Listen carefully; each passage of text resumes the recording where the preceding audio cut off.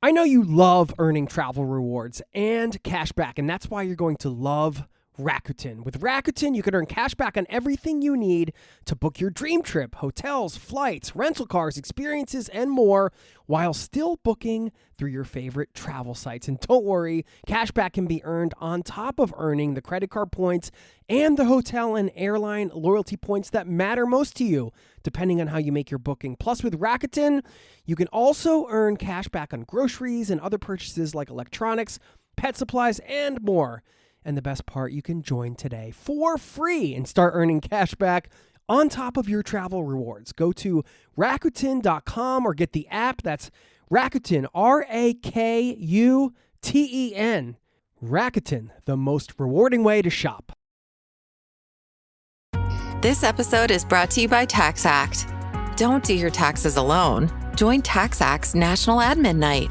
Admin nights are social gatherings for getting through your to-do list. So get ready for a night of fun, finding deductions, and filing taxes with TaxAct, where you can file your federal and state return for just $49 through April 8.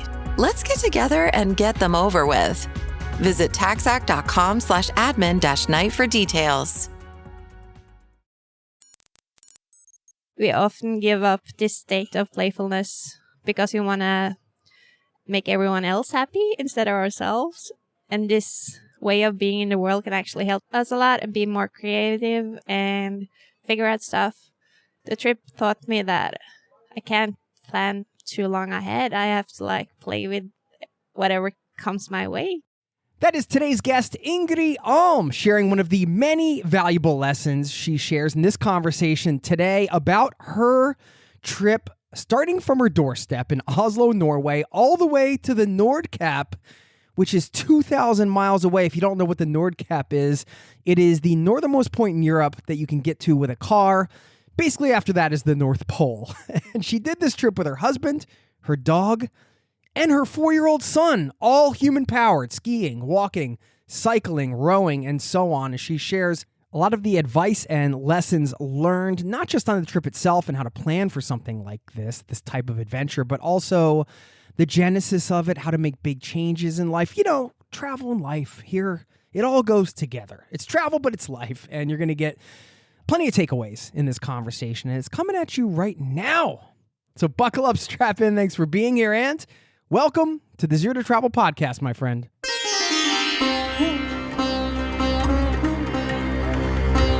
You're listening to the Zero to Travel podcast, where we explore exciting travel-based work, lifestyle, and business opportunities, helping you to achieve your wildest travel dreams. And now your host, world wanderer and travel junkie, Jason Moore.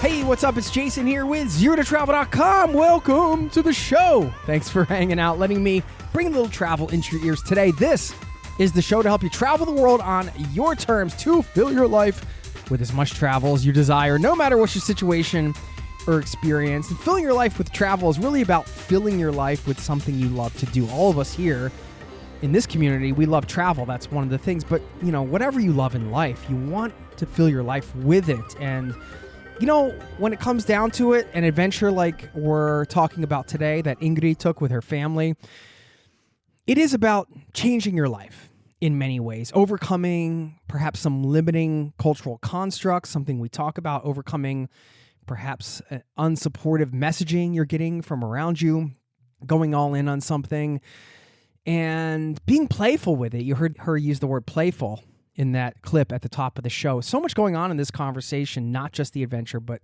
all the life stuff around it. I think that it's a valuable one. This was recorded, by the way, in person downtown in Oslo at a cafe. So if you hear some ambient noise, just soak up the vibes of a cafe in Norway. I just wanted to give you a heads up on that. And stick around on the back end. I'll pull out one thing Ingrid said in this conversation that I thought was a really powerful reframe if you're somebody who's struggling to put yourself out there, as they say, in some way. And I'll leave you with a quote as well. Stick around for all that. For now, please enjoy my conversation with the wonderful Ingrid Alm, and I will see you on the other side, my friend. Cheers.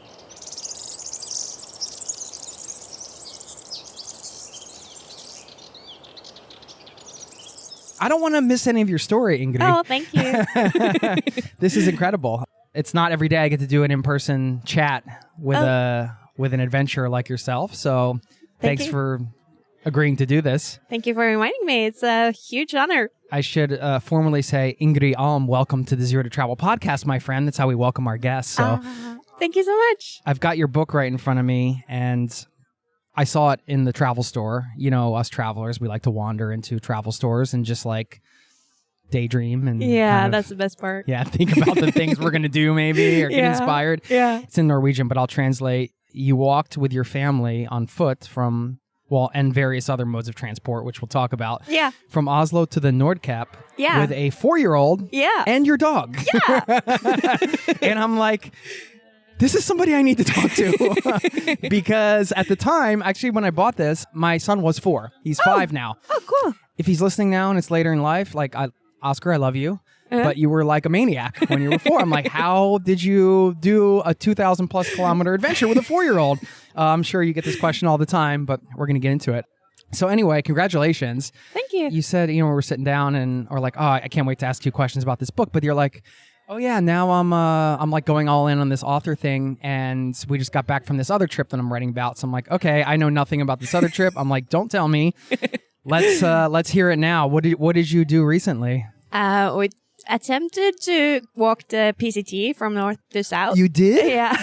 That's an intense hiking trail, the Pacific Crest Trail. Yeah, it was kind of steep. It's probably the hardest of the 3, maybe. Yeah. So it didn't go as planned this time either. And there was so much snow this year, like 18 meters. And yeah. Oh, yeah. So we started on skis. And there was no the terrain is so different than the Norwegian terrain. Yeah. And it was kind of a shock. But we attempted a couple of stretches and had to adapt because it didn't work out as we planned. Yeah. So we also hiked the Oregon Coast Trail and then did bits of the PCT, like a part in Yosemite. And yeah. Wow. So how far did you make it? Altogether, it was like 750 kilometers. I mean, that's pretty impressive. So was it with your son again? Yeah. Yeah. Not the dog this time because he can get eaten by bears. Yeah, right. Too hard to bring the dog to the States, but yeah. Wow. Okay. Did you start from the south and no, you must have. We started up by Seattle. Yeah. Okay. Because my husband got family there. Yeah. And the plan was to hike from Seattle down to San Francisco. Because my husband and I met in Berkeley when we studied. You did? Yeah. Okay. So it's kind of like going back to where it all started kind of trip. Yeah. So that was the idea. So, yeah. Okay. What were you studying there? How did you guys meet? He is an engineer, so I don't remember his classes. I think it was something about astronomy. And I studied special needs. Yeah. Is that the word? Yeah. Sociology, For kids, yeah. And where did you meet? At Berkeley. Just like at class or, at walking on the... Actually, I think we had some common friends on Facebook, and I saw that he was there, and I was like, should we meet up? And he had a party, and we had a party, and invited him over. And he's Norwegian, you're Norwegian, so you guys were like 2 Norwegians in California, and we're like, what's up with all these Americans? They're crazy. My mom is so relieved when I told her that I met a guy, and he was Norwegian. It's funny you say that, because my daughter, she wants to go to Australia. Oh. And I said to my wife, we better get her there before she's like 18 or 20 or whatever and goes on her own, because she'll probably meet an Australian and she'll be living like thousands miles away, and we'll never see her again. Falling in love abroad. Yeah. Yeah. So I can understand, as a parent, I can understand that relief. Now I'm the kid who went AWire, right? Like I moved abroad, so that can happen. But what did you think of the American college experience compared to... It was like the movies. It was it? Yeah? The red Solo cups and everything? Yeah. Chug. Beer pong. And, a lot of weed. It was so weird for Norwegians. Yeah. Yeah, but it was awesome, and I love the culture there and the people I met, and it was... I think it's... I love a lot of things about Norway, but we can be a bit too, I don't know, square. I like that. I didn't say it. So I love that there's more colors and people show more emotions. Some are outgoing. Yeah. And there's a lot of good things about it. All right. You grew up here. So why is that? I think we have this thing called janteloven. Yeah. Talked about it on the show for sure. Yeah. Yeah. So we're not supposed to take up too much room. We're supposed to be not too outgoing, not too pushy. Why? I don't know. It's weird. I think it's just a bad thing about our culture, and I hope it changes. But yeah. Because I think when you first get to know a Norwegian, we can be pretty fun, but it takes a while. Yeah. Yeah. So if you're traveling here and you notice that, it's not just you, right? No, I'm talking to the listener.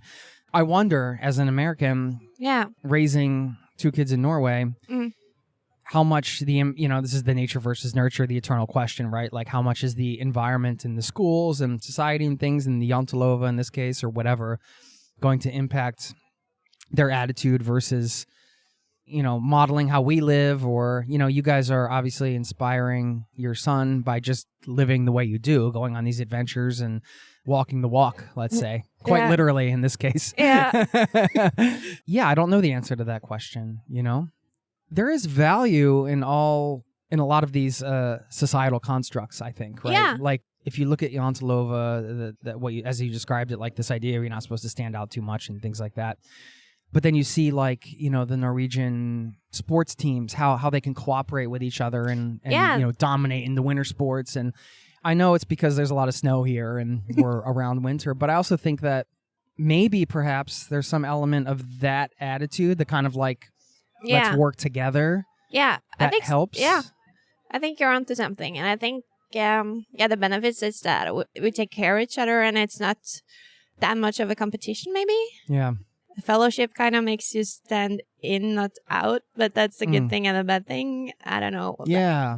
I think it's something about our relationship to emotions, that some emotions are okay and some are not, and we're not used to all emotions, maybe. But if you go far north, there's a different culture where the northern Norwegians are more like outgoing. They show a bit more anger and attitude, kind of. A little more sassy. And swears a lot. And they're a bit more fun. And maybe around Oslo, we're a bit more, I don't know, eager to fit in and be sensible and plan ahead and always do the right thing. Yeah. I think you said somewhere in this book that you are somebody that you feel like you're pretty in tune with the emotions. You mentioned the word emotions. And of course, working with special needs kids and things like that, that's part of the job. Yeah. So I think you're coming at this from a unique perspective in that sense. We were talking before we started recording a bit, and you were saying that you're going all in on, going for the writing career and being an author. This is always what perplexes me about the Jantelova in this case, right? It's like any of these societies that want to repress self-expression in some way. Maybe that's being dramatic, but you know what I'm saying. Yet, like, in order to go for a career as an author or be a musician or something, you have to put yourself out there. You have to be willing to transcend the Jantelova, in this case, attitude. Yeah. And so has that been a struggle for you? Yeah. Or it has? Yeah. Okay. I thought it was so hard to just open an Instagram page, and I thought it was so hard to write something. And I think a part of my culture is like, if you write something public, you're just doing it for attention.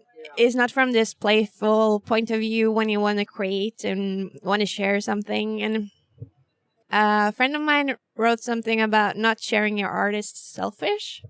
And I think that's a good perspective we Norwegian can learn from. Like, if you hold it all to yourself, no one gets to see it or gets to know you. And it just gets more narrow and square for everybody else as well if you don't show who you really are, right? You can't make an impact. No.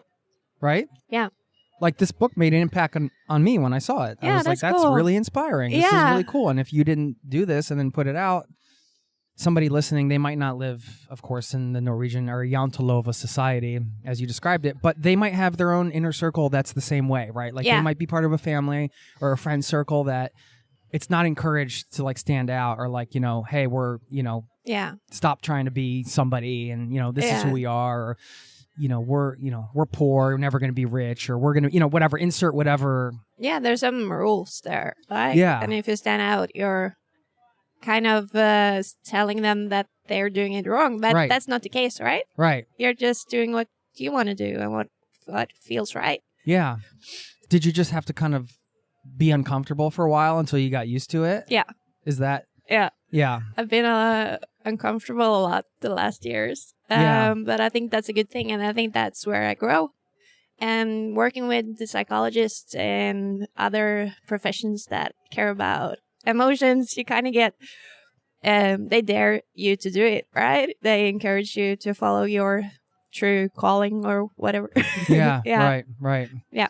But it's not always easy to do it in practice, like having to walk in and say, I'm leaving this job and I'm actually going to do this thing, and I don't have a steady paycheck anymore. It's really scary. For me, it helps to like put on my playfulness. Like when I was a child, everything wasn't that serious. Everything was just pretend mode. And I kind of get back to that. Like, okay, I'm going to try this. And if it doesn't work, I can always go back, right? Yeah, yeah. And that's a good thing about Norway. We got a security net, and we're not going to lose our healthcare and our house. We can actually play a bit more with life. Yeah. It's not that serious. So I guess that's what I'm trying to do. Yeah. Yeah. That sounds like it ties in quite a bit with your experience working with special needs kids. Yeah. What are some of the other lessons you've taken from that experience that you use in your life? I guess I'm fishing for some more insights like that, because I think that's a powerful mindset, that the sort of the playful mindset. Yeah. It's light. It changes your approach. Yeah. And when we have a calm nervous system, is that a word in English? Narrow system? No, nervous system. Yeah, you're closed off in a way, you mean? Or everything we take in can either make us more stressful or more calm. Oh, and your nervous system. Yeah. Yeah, okay, yeah. So if you're in a calm state, you can also play. But if you're always stressed and always run really fast and never get to charge or take a rest, you will always be too stressed to actually play with life. So I guess that's what my son taught me, and all these kids I met during my work, that we as adults always run a bit too fast to actually get to experience life, right? We're always ahead of ourselves, always in the next meeting, never really present, because we're so occupied with the world and everything that is going on. And I think that was what my son taught me when we went to Nordkapp, that there's so many adventures all the time, everywhere, like in this slug, in the sand and in the trees. And if you like get more into your senses and play a bit more, the world is actually a really cool and good place. There's a lot of going on as well, and a lot of bad things happening, but it's a good reminder to like see all the beautiful stuff as well. Yeah. When my kids are like, Daddy, play with us, or like, we're going to do this thing, even though I might have something I need to do, I said, no, I'm going to play with you guys, because I imagine myself in 10 years. Mm-hmm. I will dream about this moment. Yeah. I will fantasize about, how could I ever think that I would say no to playing with them in that moment? That seems like the dumbest decision I could ever make. Yeah, right? yeah. Like, I know my future self will think that. That's so then a good in the reminder. Moment I can be like, bam, okay, I don't care if I'm stressed out about this, that, or the other. Let's play. I'm going to tickle you until you cry. Okay, here you go. Let's start with the foot tour from Oslo to the Nordkapp. First, explain what the Nordkapp is to people and how far away it is. We're in Oslo now, so. Yeah, it's far. It's like going to Rome, I guess. It's so far north. You can't get any further. You just see the North Sea, and then it's the North Pole. And it's the northern end of Norway. Yeah. Yeah. Yeah, they say if you put a pin in the southern Norway and swing it around, it will touch Rome. Yeah. So the part that's touching Rome, that was the reference, Yeah. was the part you went to thank from you. Yeah. Oslo. Yeah, Mm. yeah, that's insane. We'll get back to the interview in just a moment. I know you love earning travel rewards and cash back, and that's why you're going to love Rakuten. With Rakuten, you can earn cash back on everything you need to book your dream trip, hotels, flights, rental cars, experiences, and more, while still booking through your favorite travel sites. And don't worry, cash back can be earned on top of earning the credit card points and the hotel and airline loyalty points that matter most to you, depending on how you make your booking. Plus, with Rakuten, you can also earn cash back on groceries and other purchases like electronics, pet supplies, and more. And the best part, you can join today for free and start earning cash back on top of your travel rewards. Go to Rakuten.com or get the app. That's Rakuten, Rakuten. Rakuten, the most rewarding way to shop. Now, back to the show. What led up to the trip? Because it sounded like you guys were in a place where the sense I got was that you were in a place where you felt like you needed a change, maybe personally, maybe the family dynamic. Yeah. I mean, obviously, a lot of people listening to this is a theme of the show, I think, and the theme in people's lives. At some point, you get stagnant. Something feels like it needs to change, and then you either do something about it or you just keep going and push through it, I guess. Yeah. You know? What were you guys up to? What was leading up to that point? Why did you get those feelings, do you think? Yeah.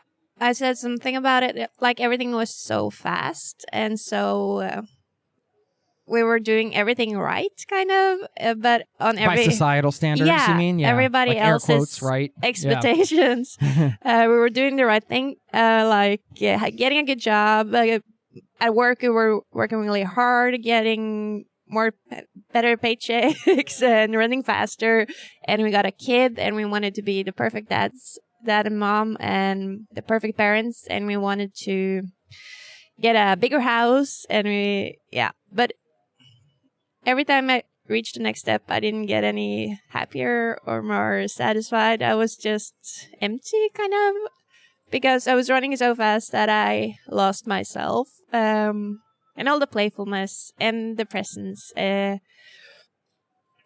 So I said to my husband, we have to stop, right? It's going too fast. We have to take a break from everything. And he was like, but then I'm gonna lose myself. Who am I if I don't do anything? If I don't get praised by my boss or get a big paycheck So it was a hard patch for us, but then the pandemic hit and he was like, okay, society stops. And it's not that bad. We can actually breathe again. And the one place that always felt like home was the outdoors. When we went camping, we could actually be together, see each other, play. There was nothing to do, nothing to be compared for, or we can just relax a bit and play with our son at his terms, not trying to getting to be a better version of himself all the time. After the pandemic, I kind of said to my husband, can we go on an adventure? But everything was closed. And he's this outdoorsy guy that always loved the outdoors. So I was like, okay, I read this book. This author is going in 6 different directions from Oslo. And I thought it was so cool that he walked from home.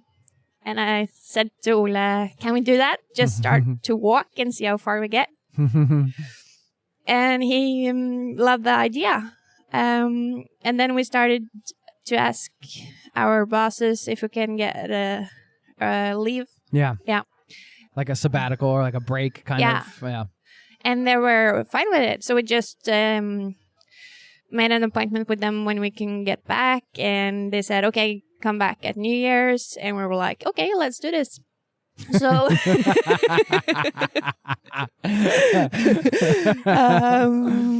so we rented our apartment out. Is that sublet? No. Yeah. And packed our bags and started walking from home. And is home in the city here? Or? Yeah, in Oslo. So out the door, up the river, and into the forest.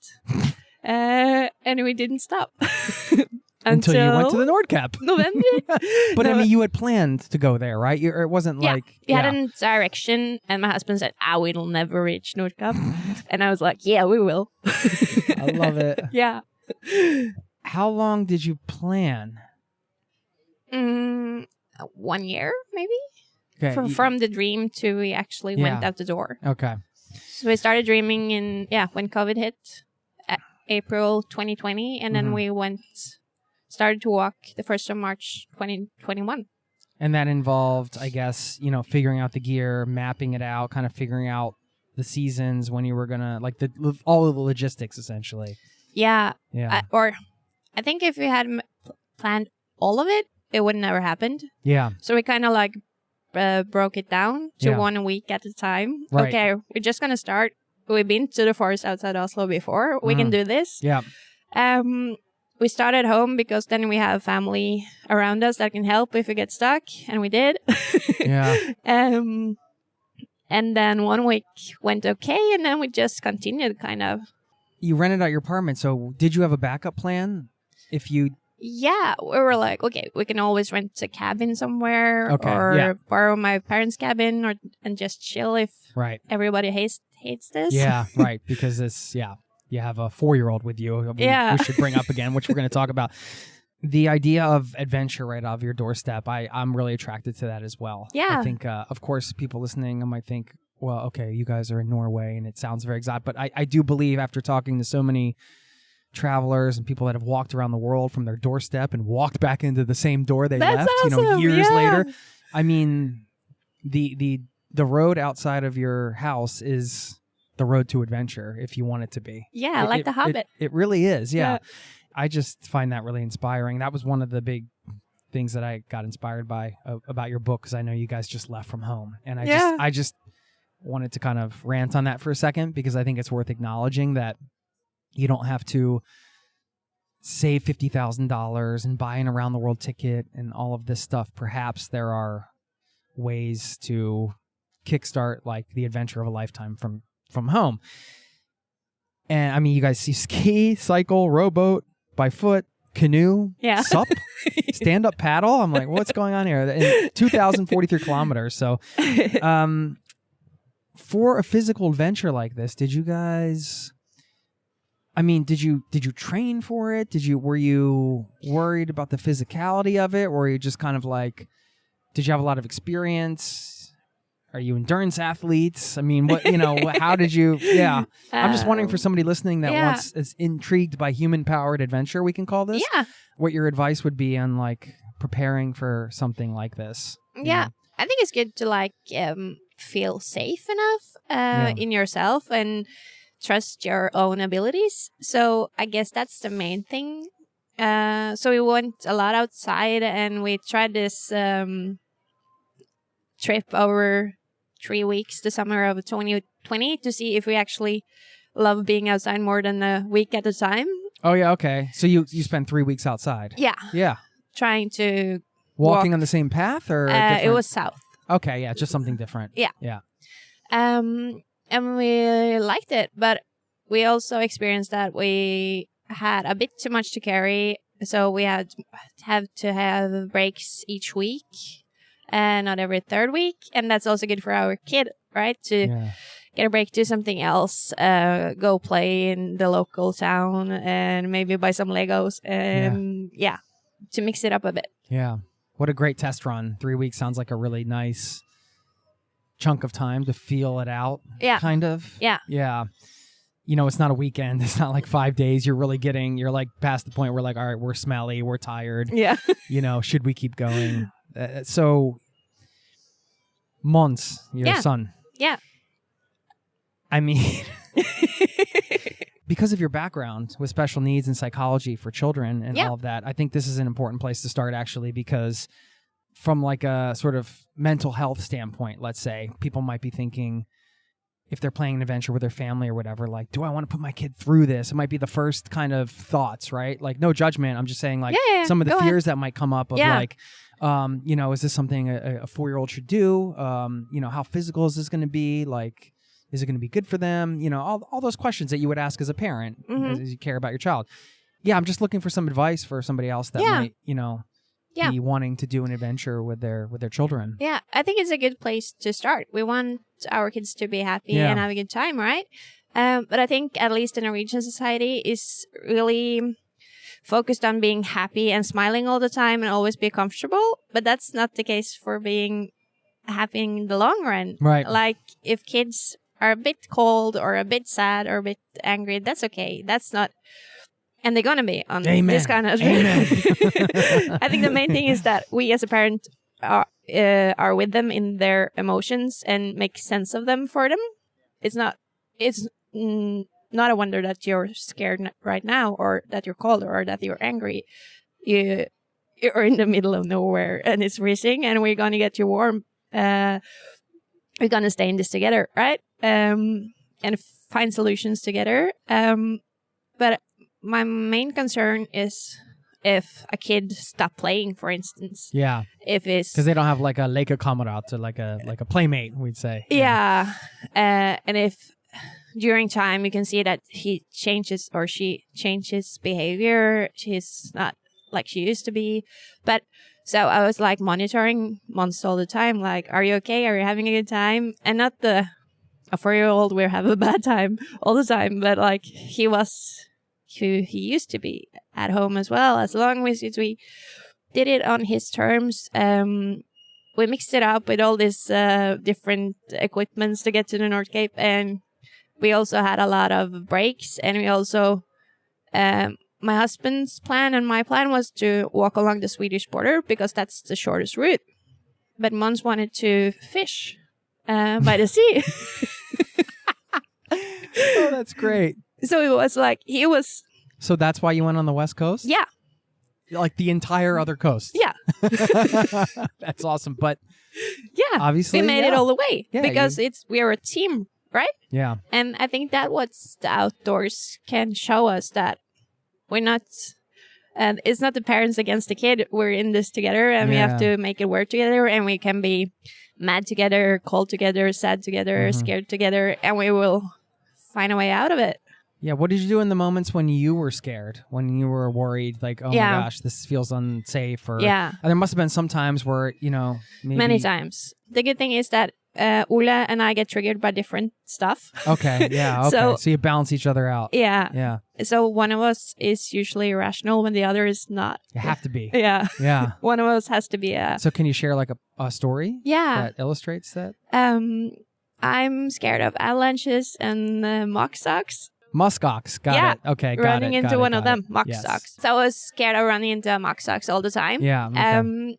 But Ole was not. He was calm. And then I'm walking along, swearing and stomping my skis. And he's like being a parent, telling the stories, keeping my son happy. And I can just rant along and being scared. And then I get a big hug from him and he can calm us down and take the lead, kind of be the adult that I can't be in that moment. And for him, it was like when we were bicycling along the roads, he get really scared or triggered by the huge trucks that come by. Yeah. Then I can be the parent and I can say, okay, let's take a break. Let's cool down. We got control of this. They're not too close. We'll just bicycle out here. Like one of us has to be the parent. And usually we don't hit the lows at the same time. And one of the things that got really clear during the time outside was that we have to like have extra energy to be calm and to play with our son, and that the extra energy I so willingly was giving away to work and giving away to everything in my daily life is actually really valuable to cope as a parent and be a good a girlfriend or boyfriend, being present, being a good human being, I guess. And when I run really fast and don't have any extra energy, it's a loss for me and the world around me, kind of, and it's worth a lot. Yeah. the communication, I guess, is key too. I mean, this kind of dynamic you're describing of one person sort of carrying the load in the moment, the emotional load perhaps, and the physical load perhaps, is important for couples without kids too, or travel mates or whatever, to kind of understand the dynamics, people's different fears, and how somebody might want to step up in different situations. And sometimes that happens organically, but sometimes it's good to talk about too. Yeah. And you kind of have to on this kind of trips, right? You can't get away.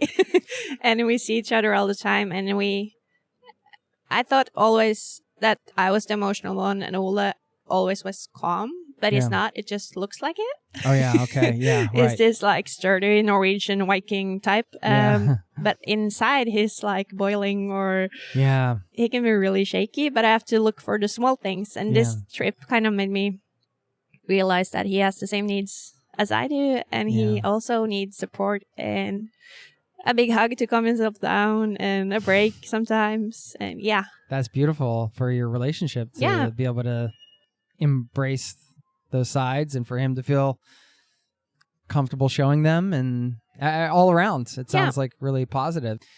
I think it's a good thing for kids to see their parents having different emotions that they might have too. But you're the expert, you tell me. I mean, you want to think as a parent you're got to be the strong one all the time, but maybe it's okay to show that you're scared, and you can cry and all this stuff. And in relationship to us, they get to know the emotions in a safe environment, and they get used to them, and they can see how we cope with them.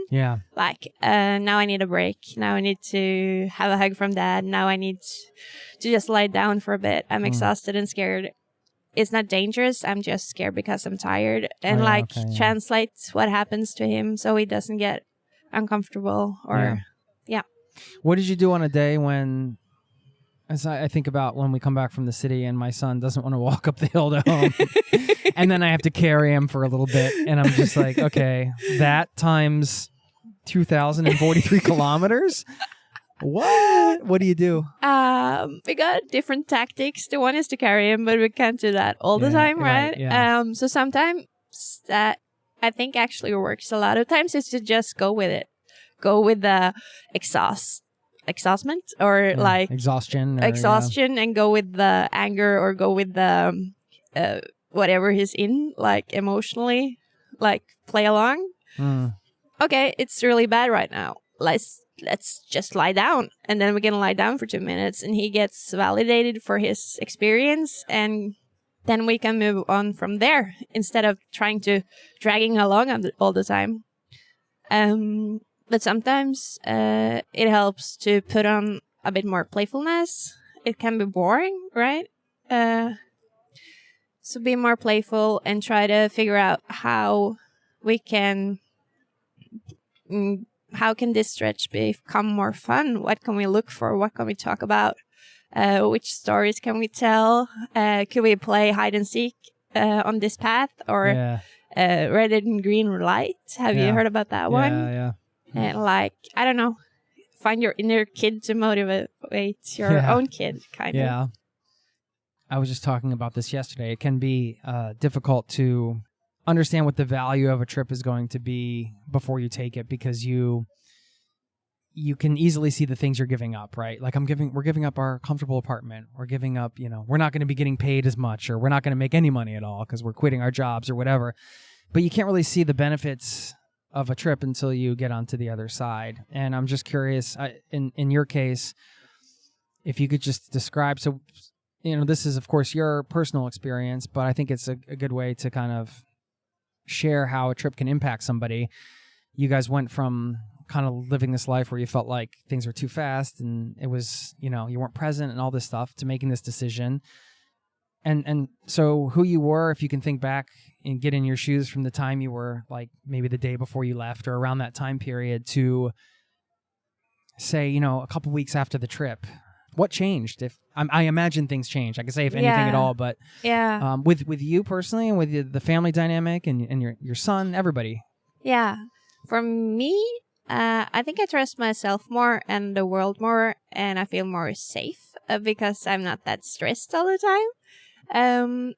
So I get to play a bit more with my life, Is that because of everything that you went through was difficult, and now it's just like comparatively, things are way easier than that kind of thing? Yeah, I think it's more like inside the nervous system, and like the nature got so deep in your nervous system that it's just staying with you, kind of thing. Yeah, and I also get like now we're in the middle of Oslo, and the environment is kind of busy, but I try not to like tag along on that.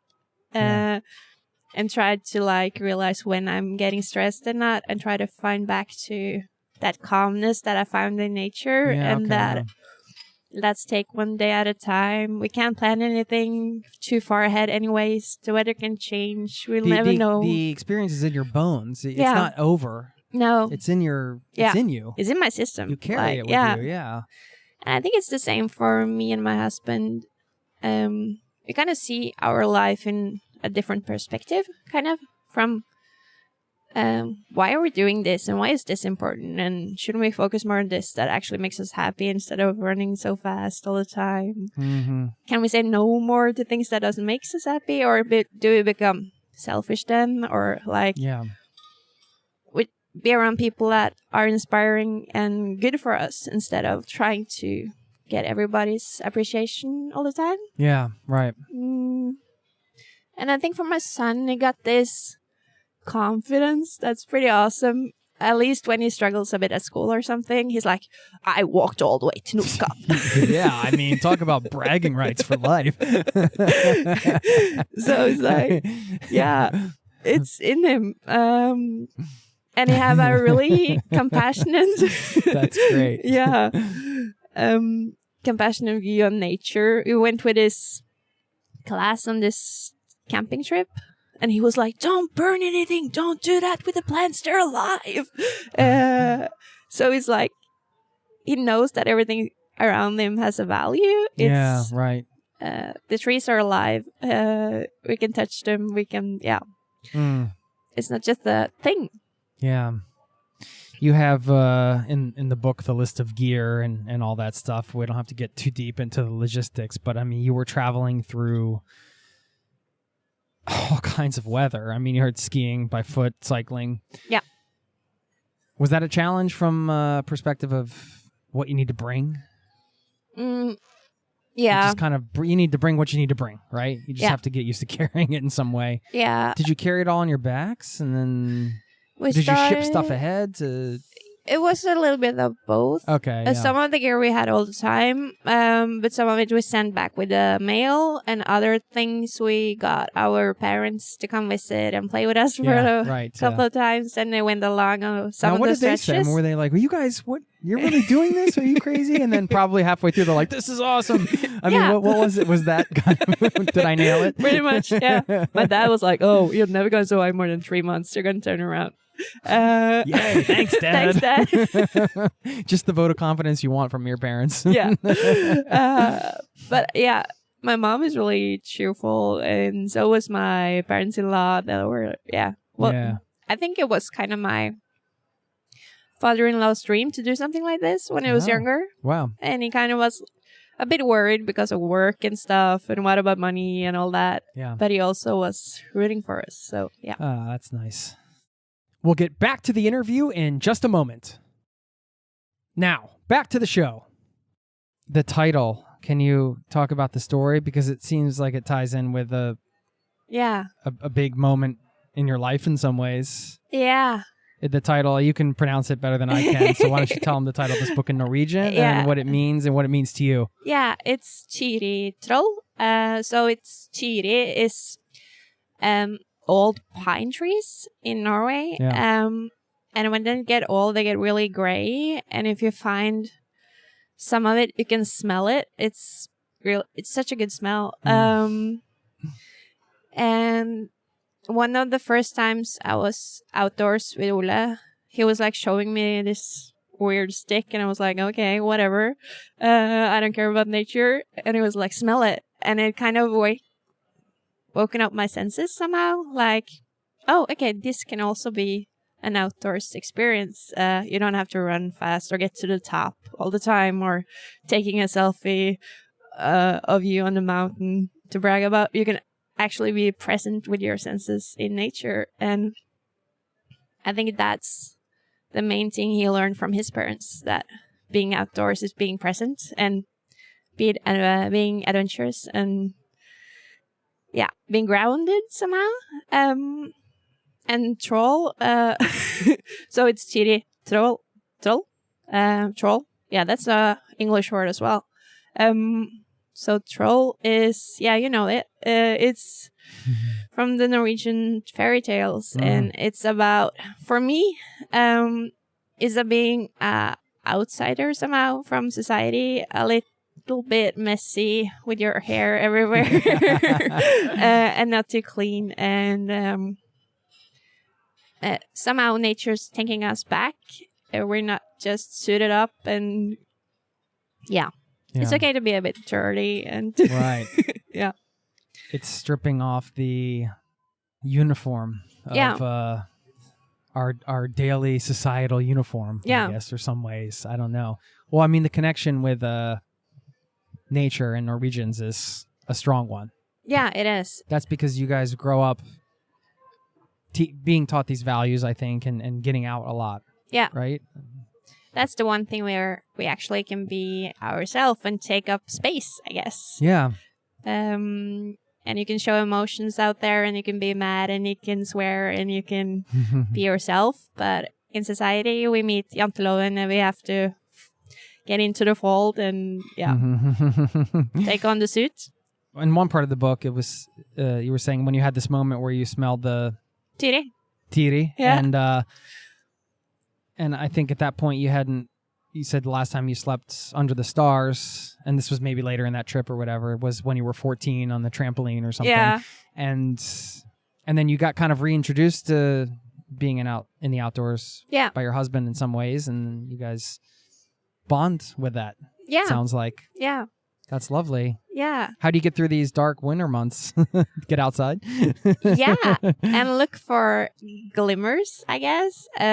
Those small moments when you feel connected and happy. Like on the way down here, I was kicking up the leaves on the ground and trying to crush the ice that was on the ground. Like all these playful things I stopped doing when I was an adult or became too serious for life.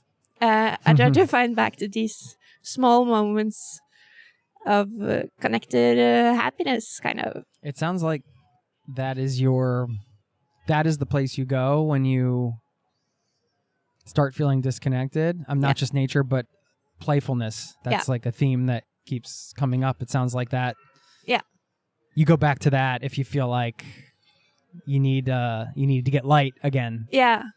In your soul or in your mind, or is that right? Yeah. Yeah. I think it's a huge part of us, or not.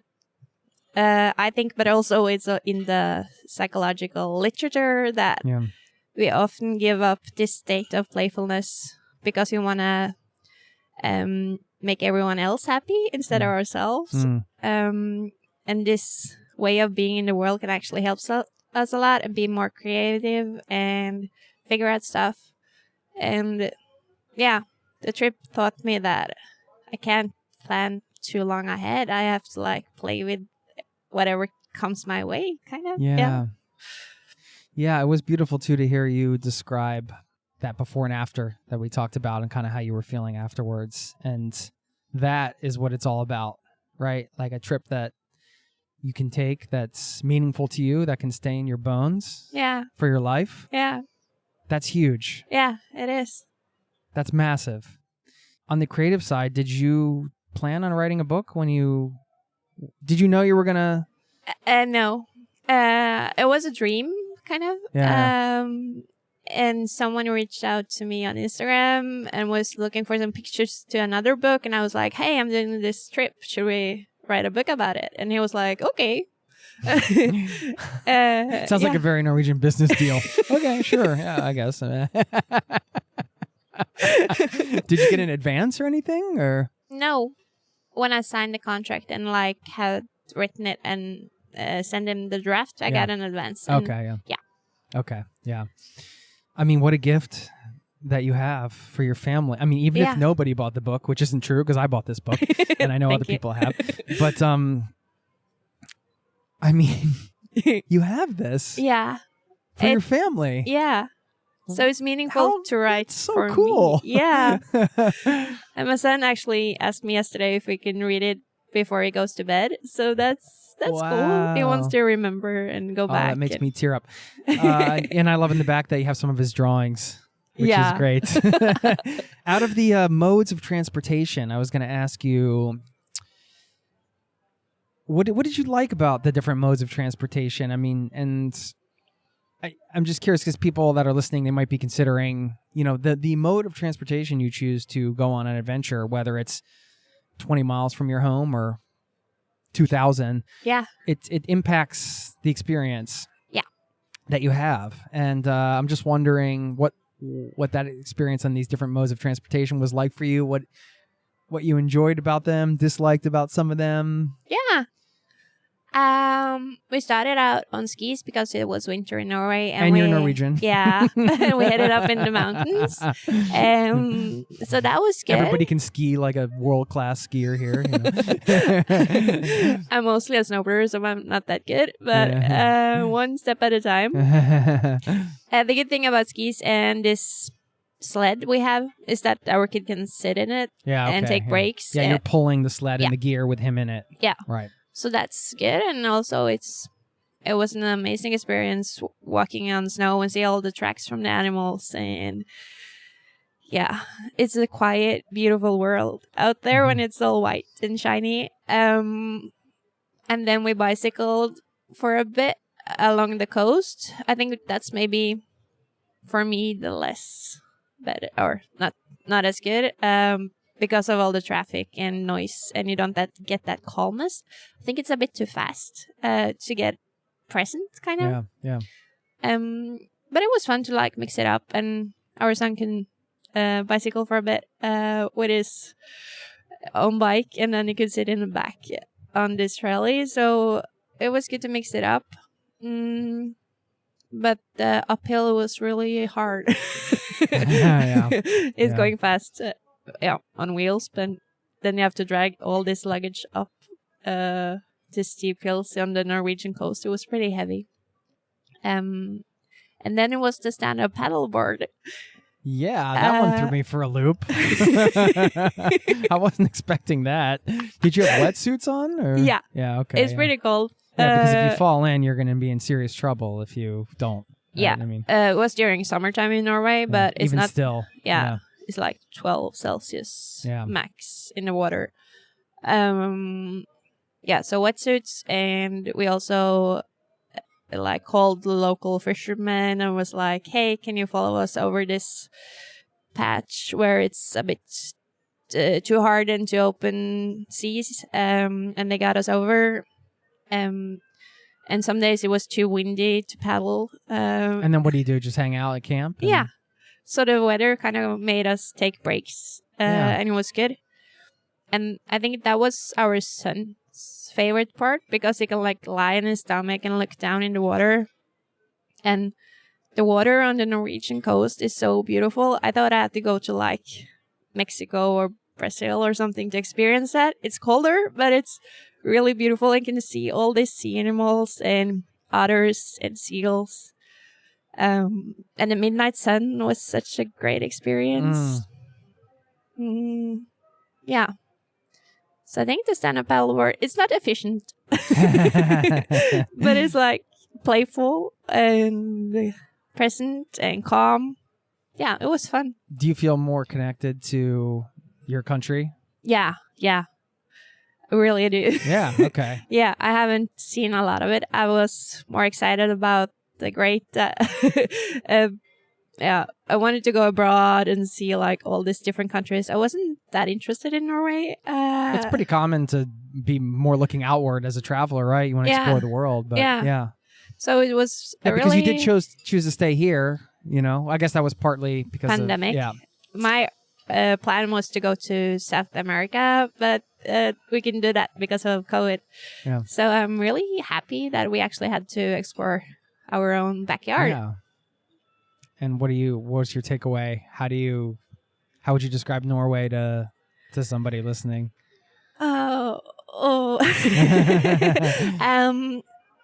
it's wild and colorful. I love that the mountains go straight into the sea, and there's really alpine.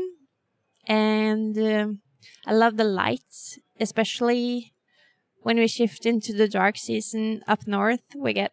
You just kind of walking this sunset just lasts forever, and then it get dark, but it lasts I don't know, a second, and then you get all the northern lights and all the stars.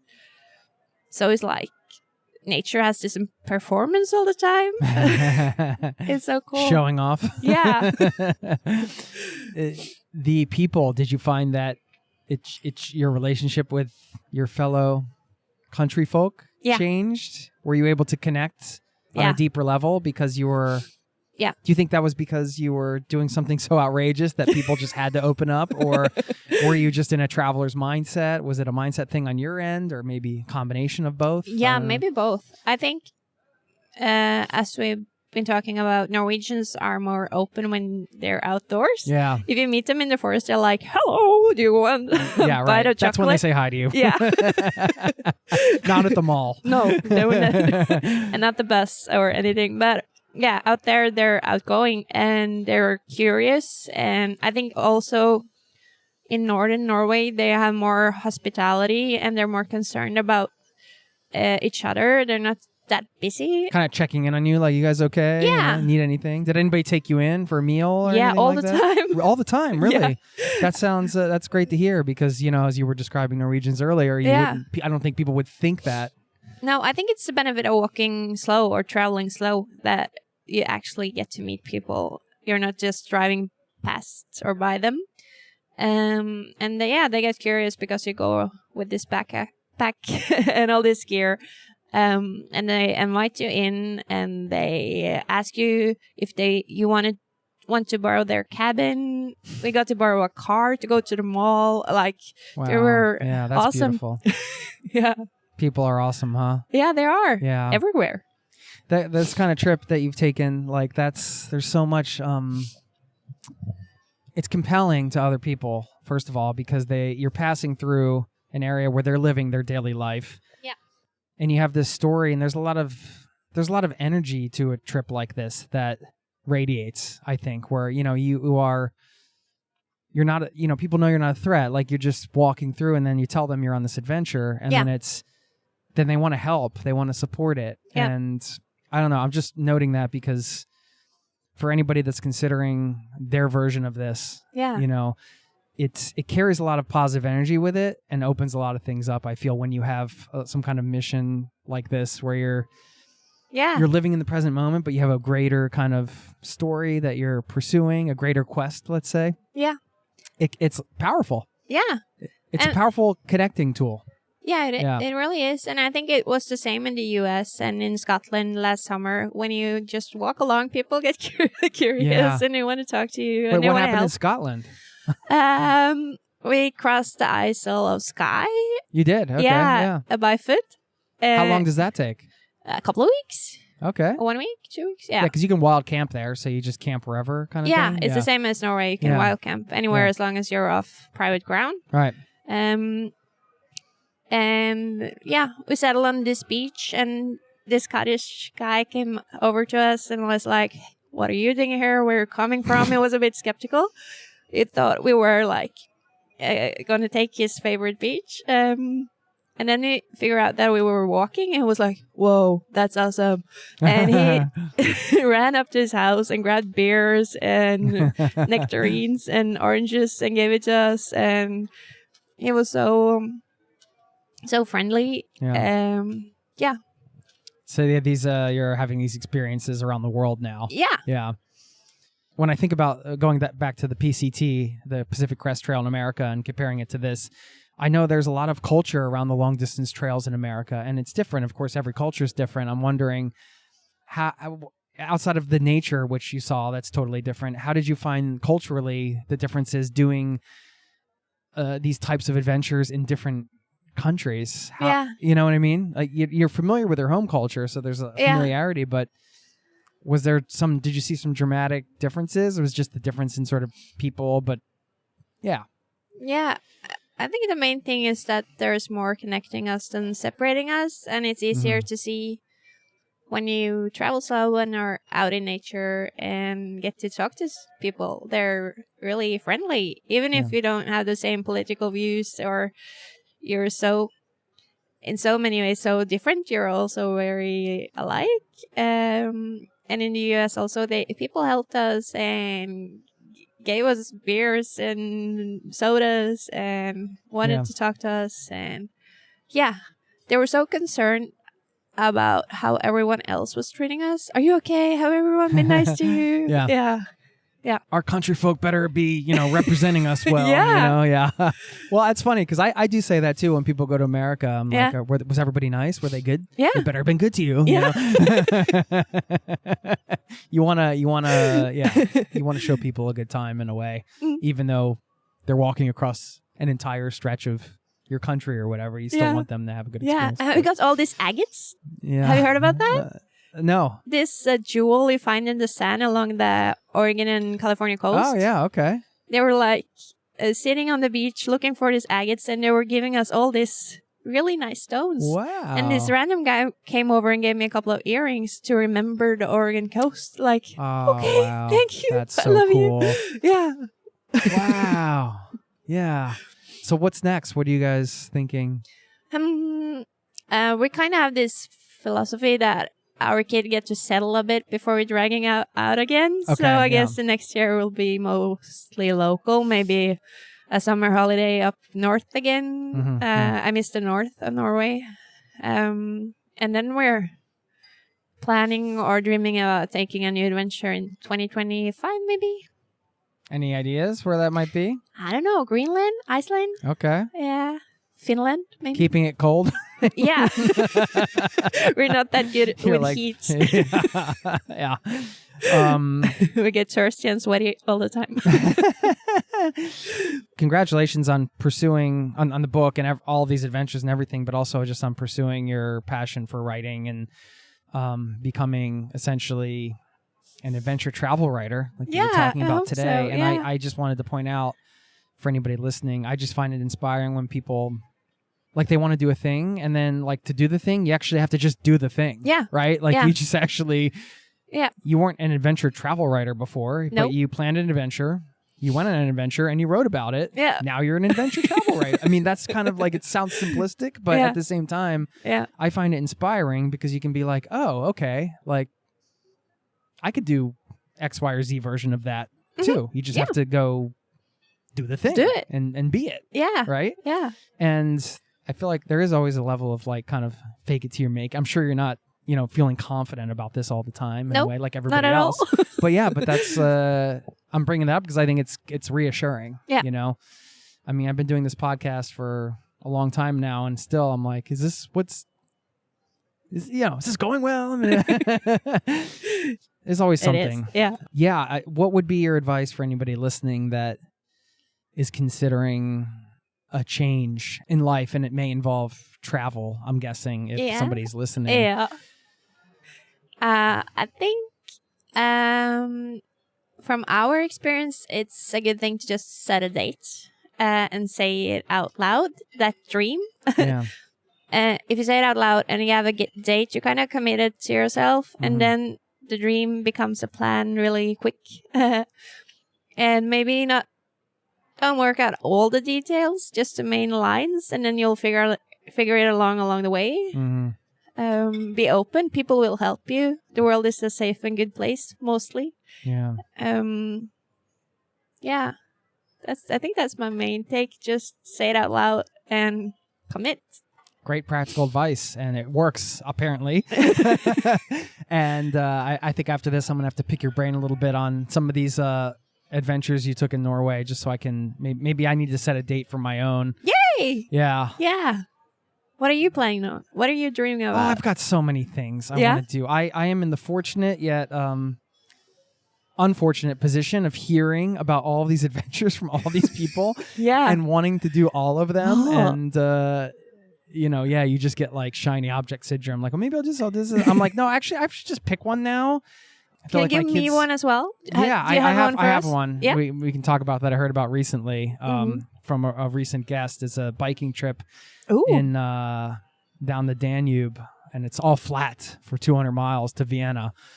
That sounds pretty cool. So that's the one I'm thinking about right now, because it sounds like a good, easy kind of family adventure in a way. Yeah. But, you know, Norway is right here. Like we said, there's adventure right out of your doorstep. So I have thought about doing the Pilgrimsleden, the That's St. a good walk. Olav's ways, one of those at some point. But that's a little...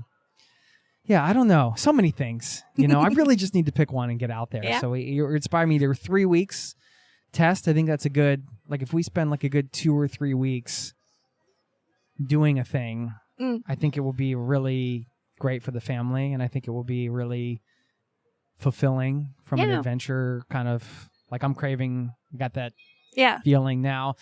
Kids are a bit older, it becomes a bit easier, I feel, to like start to, all right, let's, you know. Yeah. And you can always turn around, right? You can always turn around and get a warm hotel or whatever. Cool. Well, thank you so much for taking your time to come out and chat with me today. And you want to let people know where they can find you on Instagram. I know it's in Norwegian, but the translation things on the internet work really well. Yeah. So good. we can link up to all of that stuff, of course, in the show notes. But maybe if people want to message you or... reach out. whatever. I would be happy to answer, and I can answer in English, and you can talk to me in English. Yeah. And, What's your Instagram? Tiritroll. Yep. Okay. Do you want to spell that for me? No, we'll drop it in the show notes. But it's Tyritroll. Yeah. And then you can, get some visuals on the adventures and stuff too. And we'll snap a photo after this. So you guys, if you want to see us hanging out at this coffee shop with the sushi conveyor belt next to us, then you can check that out on Zero to Travel. Thank you. Thank you so much for having me. What It a was pleasure. great. I hope we can stay in Likewise. touch and keep trading notes here. Yeah, let's play with those notes. All right. Take care. High five it out. Oh. Thank you. Bye.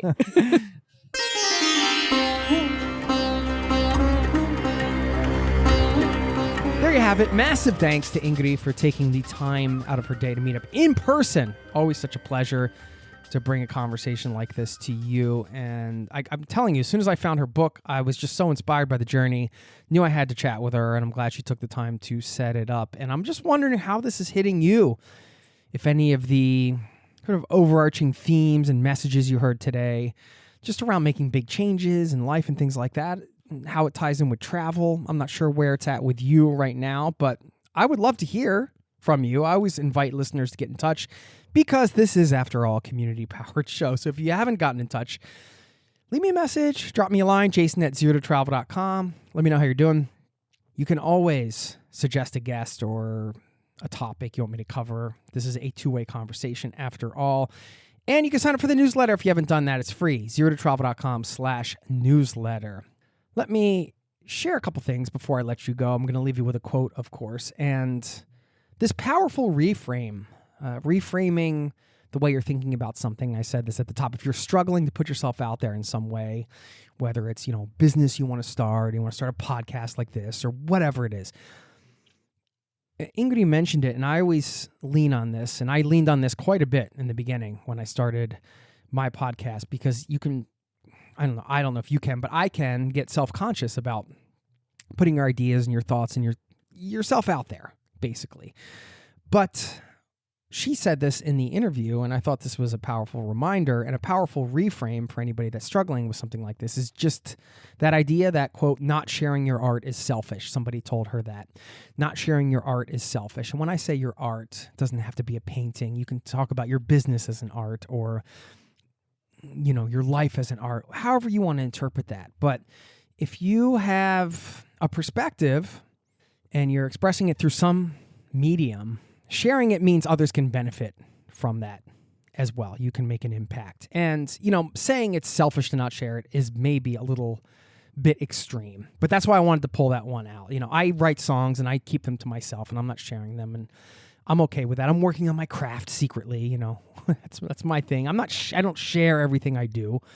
I'm not somebody who shares everything on social media, whatever. That's okay. But I share some things. I share ideas like this on the podcast because, however you feel about this, and not to get too meta here, but however you feel about this rant right now about sharing your art, not sharing it, being selfish, perhaps by sharing this idea, it's going to benefit somebody out there listening right now and maybe give them the courage to share something they've been sitting on. I never would have started this podcast without that as a reminder. I didn't really have it framed that way. I had it more like, if I don't share this, that means other people aren't able to get the value. The longer I wait to start this, the longer it will be that people will be able to get value from this. And here it is, 11 years later, I'm still doing it. But it was very hard in the beginning to put it out in that way. And I had to keep reminding myself that was the thing. It was you, it was the listeners. It was the idea that it can make an impact. And that actually took the pressure off of myself and just put the focus on, okay, let me just try to create some value here and share this. And maybe other people will find this to be valuable. And so I just wanted to share that if you're struggling and you want to put something out there that you think can provide value to others. Take the pressure off yourself and just think about others. And by not sharing it, they're not able to get the value until you share it. So just wanted to share that. I think I just said share a lot in those last 90 seconds, but you get the idea. Okay, let me leave you with a quote to wrap this one up from John Muir, who said, "In every walk with nature, one receives far more than he seeks." Thanks for listening, and I'll see you next time. Peace and love to you and yours. Cheers. This podcast has been brought to you by ZeroToTravel.com. Ideas and advice to make your travel dreams a reality.